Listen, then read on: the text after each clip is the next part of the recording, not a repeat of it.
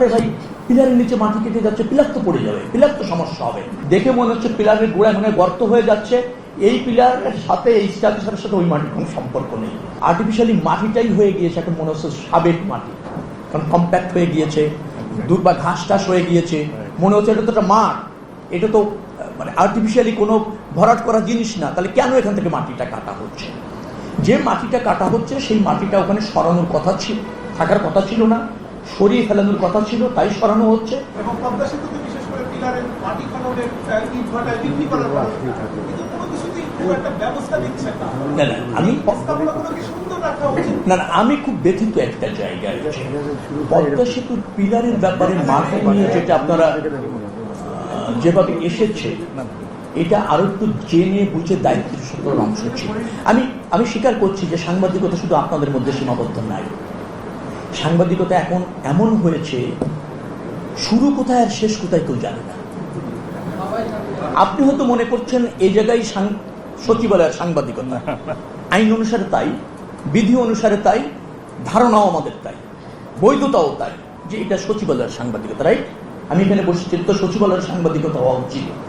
কিন্তু সমস্যা হচ্ছে এর মধ্যে এটা কোনো সীমাবদ্ধতা নাই। উৎপত্তি কোথার থেকে কেউ জানে না, শেষ দিয়ে হয় কোথায় কেউ জানে না। আমি যে সাংবাদিকতা পড়েছি ঢাকা বিশ্ববিদ্যালয়ে, সেটা সম্ভবত এরকম না যেটা চলছে, সম্ভবত এরকম না। ঢাকা বিশ্ববিদ্যালয়ের ছাত্র নিশ্চিত অনেকে আছেন, এরকম আসলে না। সমস্যা হয়েছে আমরা যারা সাংবাদিকতা পড়েছি বা যারা পড়েছেন সবাই সাংবাদিক হননি, আবার যারা সাংবাদিক হয়েছেন সাংবাদিকতার একদিনের জন্য পড়া লাগেনি, এরকম একটা সমাজ ব্যবস্থা আমাদের।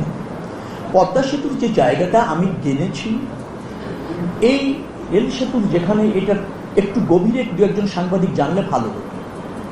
যখন আপনি কোনো মেগা স্ট্রাকচার করবেন, স্ট্রাকচারের কাজ করার জন্য কোনো সময় একটু আপনার এটাকে বলা হয় ভেহিকেল চলাচল, স্ট্রাকচারটাকে দাঁড় করানোর জন্য অথবা ধরেন বিল্ড করার জন্য কিছু নিচে কিছু সাপোর্টিং লাগে। সেখানে দেখা হয় যে ধরেন পদ্মা সেতুর নদীর মাঝখানে গিয়ে স্ট্রাকচার যেটা হবে সেটা একরকম, কিন্তু এই তীরের পাশাপাশি যে স্ট্রাকচারগুলি হবে সেটা কম ব্যয় করার জন্য অথবা ধরেন সহজে করার জন্য, দ্রুততম সময় করার জন্য কিছু কিছু জায়গায় আর্থ ফিলিং থাকে। আর্থ ফিলিং থেকে ওখানে ভিকেলগুলি নিতে হয়, যন্ত্রপাতিগুলি নিতে হয়, নিয়ে আবার ওখানে শাটার সেট করা, বিল্ড আপ করা, এগুলি কাজ করতে হয়। এই জন্য দেখবেন যে কোনো কোনো জায়গায় আপনি যেখানে সেতু হবে দেখবেন, আপনি দেখে নেবেন যে দুই পারে কিছু জায়গায় একটু বাঁধের মতো করা হয়, করে সেখান থেকে সেতুটা কাজ করা হয়, কাজ করে ওটা আবার অপসারণ করে দেওয়া হয়, আবার চলাচলটা ইজি করে দেওয়া হয়। অর্থাৎ কিছু আর্টিফিশিয়ালি অ্যারেঞ্জমেন্ট করতে হয় প্রকল্প বাস্তবায়ন করার জন্য, প্রকল্প বাস্তবায়নের পর আবার সেটা অপসারণ করতে হয়, এবং ওর জন্য চুক্তিও থাকে এবং ওর জন্য বরাদ্দও থাকে, ওইগুলো অপসারণের বরাদ্দ থাকে, এবং ধরেন কয়েকদিনের মধ্যে আপনি সরিয়ে নেবেন তার কন্ট্রাক্ট চুক্তিতে থাকে। এখানে ওই রকমের ভাবে কিছু রাস্তা সাময়িকভাবে, কিছু চলাচলের জায়গা, কিছুটা আর্থ ফিলিং, কিছুটা শাটার এস্টাবলিশ করা, এই জন্য প্রয়োজন ছিল। তখন কিন্তু এটা ভরা হয়েছে। সেতুটা নির্মাণ হয়ে যাওয়ার পর ওটা কন্ট্রাক্টরের সাথে চুক্তি থাকে, এটা অপসারণ করে ফেলতে হবে। কিন্তু ওই সরকারের আমলে, অন্তর্বর্তীকালীন সরকারের আমলে এটা অপসারণ হয়নি দীর্ঘদিন ধরে। ব্যর্থতা ওই জায়গায় যে কন্ট্রাক্টর ওটা সরে নেওয়ার কথা ছিল, সে সরায়নি, সে বিলও পায়নি। তার কিন্তু কন্ট্রাক্টের অংশ বিল সরিয়ে নিতে হবে। এই যে মাটিটা ফিল আপ করা হয়েছিল ওই জায়গায়, ওটা করে থাকবে না। থাকলে যেটা হয়, ফিজিবিলিটি যেভাবে স্টাডি হয়েছে তার সাথে ওই স্ট্রাকচারের মিল আর থাকছে না। ওটা হয়তো দেখা গেল যে পানি চলাচল, অন্যান্য চলাচলে বাধা সৃষ্টি করছে, এগুলো করে সরে ফেরার কথা ছিল।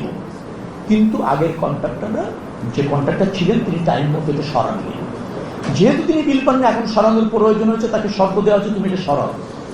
সরাতে গিয়ে এখন ওই আর্টিফিশিয়ালি মাটিটাই হয়ে গিয়েছে এখন মনে হচ্ছে সাবেক মাটি, কারণ কম্প্যাক্ট হয়ে গিয়েছে, দূর বা ঘাস টাস হয়ে গিয়েছে, মনে হচ্ছে এটা তো একটা মাঠ, এটা তো মানে আর্টিফিশিয়ালি কোনো ভরাট করা জিনিস না। তাহলে কেন এখান থেকে মাটিটা কাটা হচ্ছে?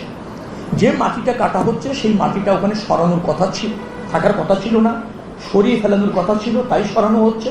দেখে মনে হচ্ছে পিলারের গোড়ায় মনে গর্ত হয়ে যাচ্ছে, এই পিলারের সাথে এই স্ট্রাকচারের সাথে ওই মাটির কোনো সম্পর্ক নেই। কিন্তু এরকম একটা ধারণা সাধারণ মানুষের যেটা থাকে, আরে ভাই পিলারের নিচে মাটি কেটে যাচ্ছে, পিলার তো পড়ে যাবে, পিলার তো সমস্যা হবে। ইঞ্জিনিয়ারিং ভাষা এটা না।